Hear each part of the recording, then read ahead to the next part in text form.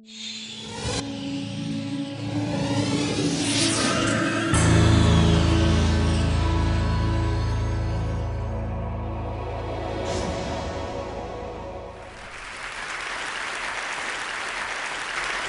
was trying to think, how is sync connected to happiness? And it occurred to me that for some reason we take pleasure in synchronizing. We like to dance together, we like singing together. And so if you'll put up with this, I would like to enlist your help with a first experiment today. The experiment is, and I noticed, by the way, that when you applauded, that you did it in a typical North American way. That is, you were raucous and incoherent. You were not organized. It didn't even occur to you to clap in unison. Do you think you could do it? I would like to see if this audience would know. You haven't practiced, as far as I know. Can you get it together to clap in sync?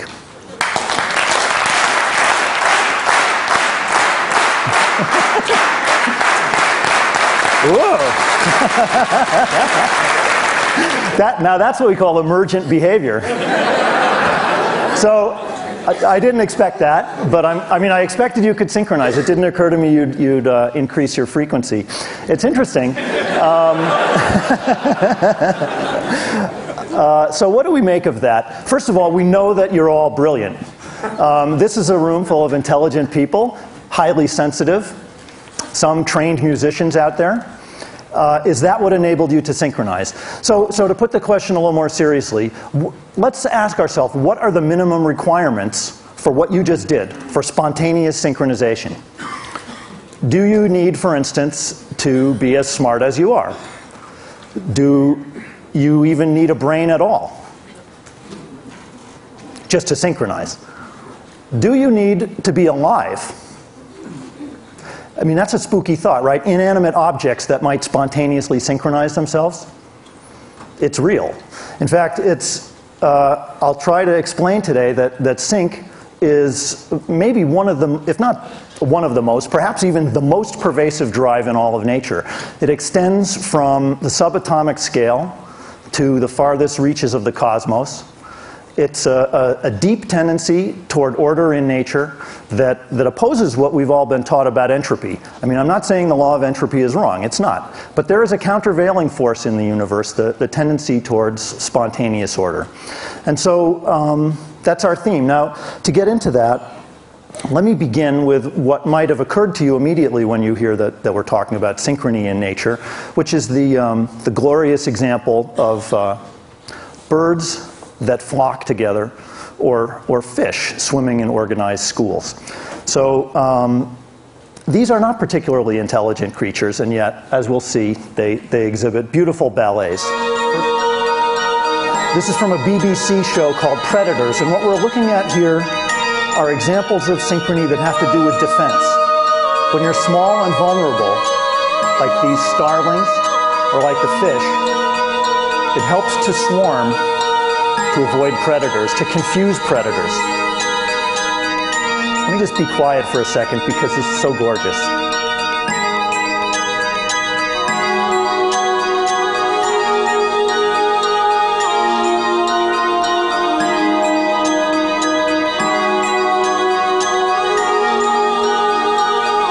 For a long time, biologists were puzzled by this behavior, wondering how it could be possible. We're so used to choreography giving rise to synchrony.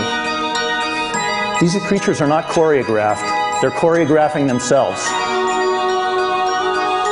And only today is science starting to figure out how it works.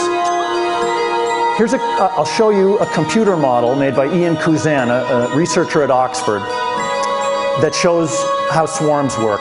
There are just 3 simple rules. First, all the individuals are only aware of their nearest neighbors. Second, all the individuals have a tendency to line up.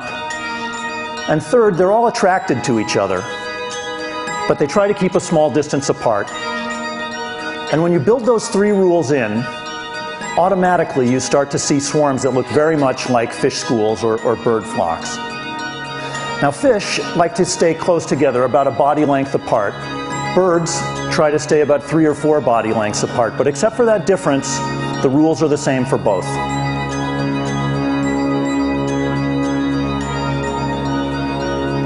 Now all this changes when a predator enters the scene. There's a fourth rule. When a predator's coming, get out of the way.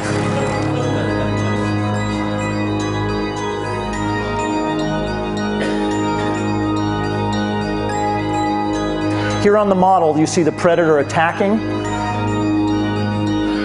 The prey move out in random directions, and then the rule of attraction brings them back together again. So there's this constant splitting and reforming. And you see that in nature.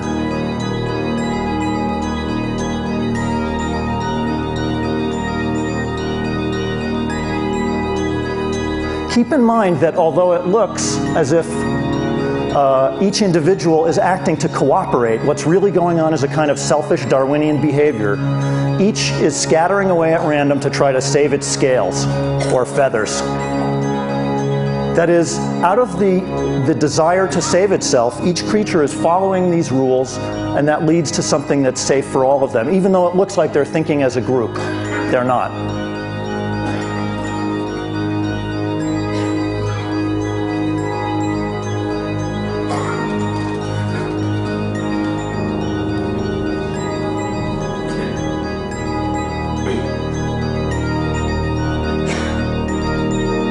You might wonder what exactly is the advantage to being in a swarm. So you can think of several. As I say, if you're in a swarm, your odds of being the unlucky one are reduced as compared to a small group. There are many eyes to spot danger. And you'll see in this, in the example with the starlings, with the birds, when this peregrine hawk is about to attack them, that actually waves of panic can propagate, sending messages over great distances. You'll see, let's see, it's coming up possibly at the very end, maybe not.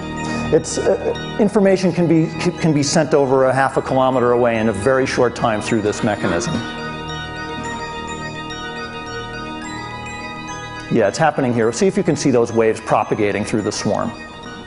It's beautiful. Those birds we sort of understand, we think, from that computer model what's going on. As I say, it's just those three simple rules plus the one about watch out for predators. There doesn't seem to be anything mystical about this. We don't, however, really understand at a mathematical level. I'm a mathematician. We would like to be able to understand better. I mean, I showed you a computer model, but a computer is not understanding. A computer is, in a way, just another experiment.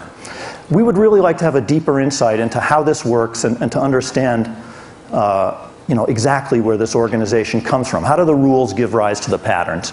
There is one case that we have begun to understand better, and it's the case of fireflies. If you see fireflies in North America, like so many North American sorts of things, they tend to be independent operators. They ignore each other. They each do their own thing, flashing on and off, paying no attention to their neighbors. But in Southeast Asia, places like Thailand or Malaysia or Borneo, there's a beautiful cooperative behavior that occurs among male fireflies. You can see it every night along the riverbanks. The trees, mangrove trees, are filled with fireflies communicating with light. Specifically, it's male fireflies who are all flashing in perfect time together, in perfect synchrony, to reinforce a message to the females. And the message, as you can imagine, is come hither, mate with me.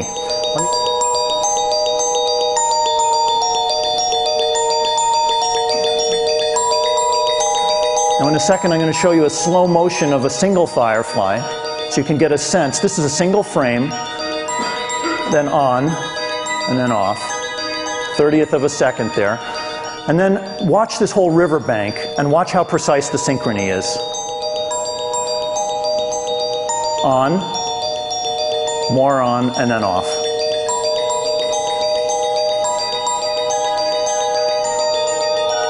The combined light from these beetles, these are actually tiny beetles, is so bright that fishermen out at sea can use them as navigating beacons to find their way back to their home rivers.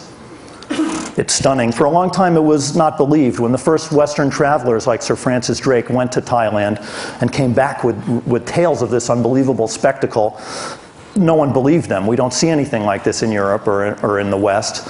And for a long time, even after it was documented, it was thought to be some kind of optical illusion. Scientific papers were published saying it was twitching eyelids that explained it. Or you know, a human being's tendency to see patterns where there are none. But I hope you convinced yourself now with this nighttime video that they really were very well synchronized. Okay, so the issue then is, do we need to be alive to see this kind of spontaneous order? And I've already hinted that the answer is no. Well, you don't have to be a whole creature. You can even be just a single cell. Like take, for instance, your pacemaker cells in your heart right now. They're keeping you alive. Every beat of your heart depends on this crucial region, the sinoatrial node, which has about 10,000 independent cells that would each beat have an electrical rhythm of voltage up and down to send a signal to the ventricles to pump. Now, your pacemaker is not a single cell. It's this democracy of 10,000 cells that all have to fire in unison for the pacemaker to work correctly. I don't want to give you the idea that synchrony is always a good idea. If you have epilepsy, there is an instance of billions of brain cells, or at least millions, discharging in pathological concert. So this tendency towards order is not always a good thing. You don't have to be alive, you don't have to be even a single cell. If you look, for instance, at how lasers work, that would be a case of atomic synchrony. In a laser, what makes laser light so different from the light above my head here is that this light is incoherent, many different colors and different frequencies, sort of like the way you clapped initially. But if you were a laser, it would be rhythmic applause. It would be all atoms pulsating in unison, emitting light of one color, one frequency. Now comes the very risky part of my talk, which is to demonstrate that inanimate things can synchronize. Hold your breath for me. What I have here are two empty water bottles. This is not Keith Barry doing a magic trick. This is a klutz. Just playing with some water bottles. I have some metronomes here.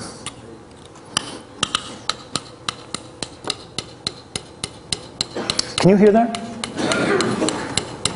All right, so I've got a metronome, and it's the world's smallest metronome. Well, I shouldn't advertise. Anyway, so this is the world's smallest metronome. I've set it on the fastest setting, and I'm going to now take another one set to the same setting. We can try this first. If I just put them on the table together, there's no reason for them to synchronize, and they probably won't.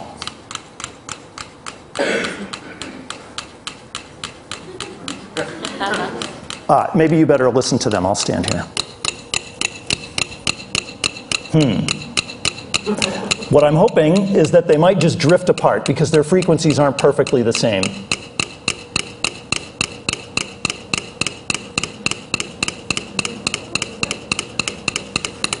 Right? They did. They were in sync for a while, but then they drifted apart. And the reason is that they're not able to communicate. Now you might think that's a bizarre idea. How can metronomes communicate? Well, they can communicate through mechanical forces. So I'm going to give them a chance to do that. I also want to wind this one up a little bit. How can they communicate? I'm going to put them on a movable platform, which is the Guide to Graduate Study at Cornell. Okay, so here it is. Let's see if we can get this to work. My wife pointed out to me that it will work better if I put both on at the same time, because otherwise the whole thing will tip over. All right, so there we go. Let's see. Okay, I'm not trying to cheat. Let me start them out of sync. No, hard to even do that.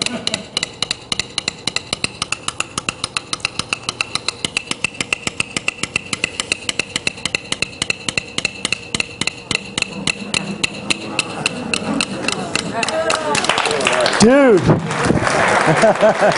All right, so before anyone goes out of sync, I'll just put those right there. Now, that might seem a bit whimsical, but this pervasiveness of this tendency towards spontaneous order sometimes has unexpected consequences. And a clear case of that was something that happened in London in the year 2000. The Millennium Bridge was supposed to be the pride of London, a beautiful new footbridge erected across the Thames, first river crossing in over 100 years in London. There was a big competition for the design of this bridge, and the winning proposal was submitted by an unusual team, in the TED spirit actually, of an architect, perhaps the greatest architect in the United Kingdom, Lord Norman Foster, working with an artist, a sculptor, Sir Anthony Caro, and an engineering firm, Ova Arup. And together they submitted a design based on Lord Foster's vision, which was he remembered as a kid reading Flash Gordon comic books. And he said that when Flash Gordon would come to an abyss, he would shoot what today would be a kind of a lightsaber. He would shoot his lightsaber across the abyss, making a blade of light, and then scamper across on this blade of light. He said, that's the vision I want to give to London. I want a blade of light across the Thames. So they built the blade of light, and it's a very thin ribbon of steel. The world's probably the flattest and thinnest suspension bridge there is, with cables that are out on the side. You're used to suspension bridges with big droopy cables on the top.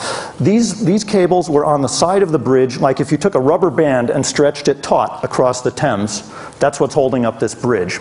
Now, everyone was very excited to try it out. On opening day, thousands of Londoners came out, and something happened.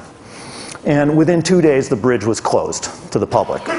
So I want to first show you some interviews with people who were on the bridge on opening day who will describe what happened. It really started moving sideways and slightly up and down, rather like being on a boat. Yeah, it felt unstable and it was very windy, and I remember it had lots of flags up and down the side, so you could definitely, there was something going on sideways, it felt, maybe. Not up and down? No. And not forwards and backwards? No. Just side to side. About how much was it moving, do you think? It was about, I mean, that much or this much? about the second one. This much? Yeah. At least six to 8 inches, I would have thought, yes. Right, so at least this much. Oh, yes. I remember wanting to get off. Oh, did you? Yeah, it did. So it was enough to be scary? Yeah, but I thought that was just me. Now tell me why you had to do this? You had to do this because to keep your balance, because if you didn't keep your balance, then you'd just fall over about, like, to the left or right, about 45 degrees. So just show me how you walk normally. Right. And then show me what it was like when the bridge started to go. Right, so you had to deliberately push your feet out sideways. Yes. And short steps. That's right, yes. Right.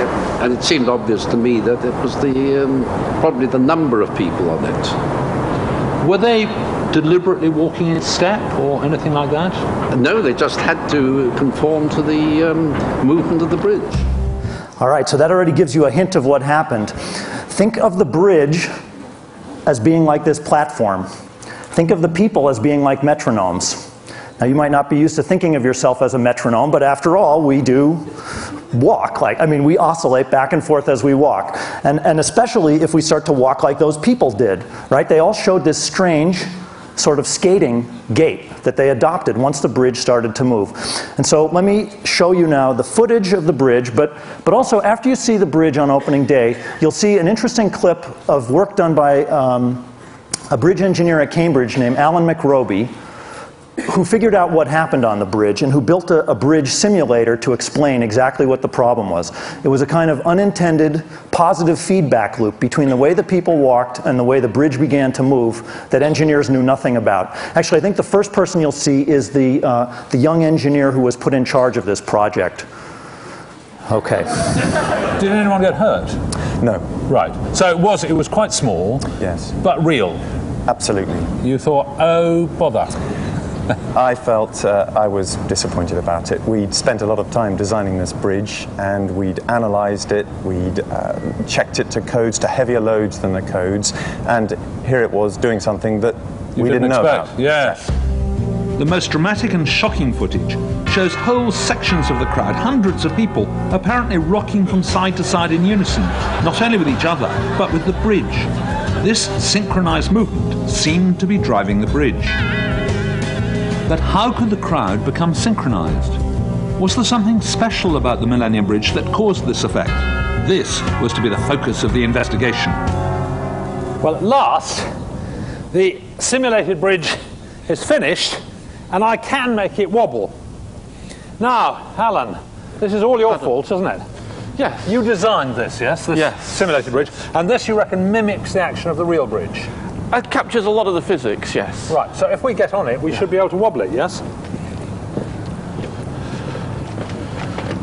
Alan McRoby is a bridge engineer from Cambridge who wrote to me suggesting that a bridge simulator ought to wobble in the same way as the real bridge, provided we hung it on pendulums of exactly the right length. This one's only a couple of tons, but so it's fairly easy to get going.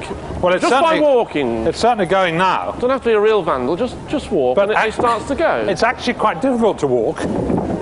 You have to be careful when you put your feet down, don't you? Because if you get it wrong, it just throws you off your feet. It certainly affects the way you walk, yes. You can't walk normally on it. No, if you try and put one foot in front of another, it's moving your feet away from under you. Yes. So you've got to put your feet out sideways. So already the simulator is making me walk in exactly the same way as our witnesses walked on the real bridge. On the ice skating gate, there is another sort of snake way of walking. For a more convincing experiment, I wanted my own opening day crowd, the Science Shack team. Their instructions, just walk normally.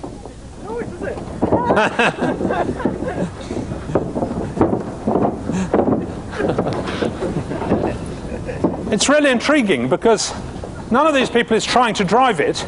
They're all having some difficulty walking. And the only way you can walk comfortably is by getting in step. But then, of course, everyone is driving the bridge. You can't help it. You're actually forced by the movement of the bridge to get into step and therefore to drive it to move further.